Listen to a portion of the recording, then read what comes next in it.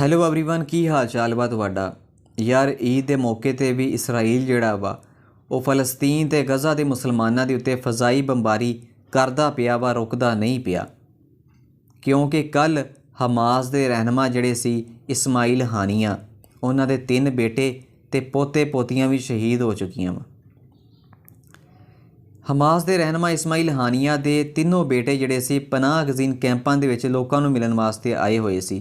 ਜਿਹੜੇ लोग उस पनाह गज़ीन कैंपां दे विच ठहरे हुए सी, उस मौके के उत्ते इसराइल ने बंबारी की ते इस्माइल हानिया के तीनों बेटे ते पोते पोतियां जिहड़ियां उन्हां दे शहीद हो चुके हैं।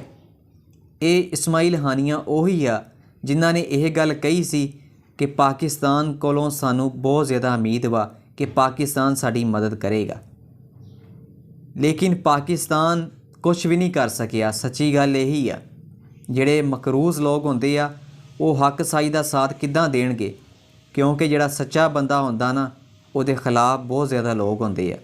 पाकिस्तान तो एक मकरूज मुल्क वा, अमेरिका दे कोलों कर्जे लैंदा वा।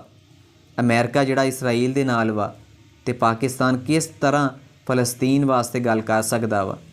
हालांकि पाकिस्तान नूं लीड करना चाहिदा सी, पाकिस्तान नूं फलस्तीन ते गज़ा दे मुसलमानां दा साथ देना चाहिदा सी। बस एक बयानबाजी कर देनी ये कुछ नहीं होंदा, अमली तौर पर साथ देना चाहिए सी। जिस तरह ईरान जिहड़ा वा फुल सपोर्ट करता पिया वा फलस्तीन ते गज़ा के मुसलमानों की। लेकिन सच्ची गल तो यही आ कि अगर अज सदाम हुसैन इराक के सदर जिंदा होंदे तो कभी इसराइल दे विच जुरत नहीं होनी सी कि वह फलस्तीन ते गज़ा के उत्ते बंबारी जारी रखदा।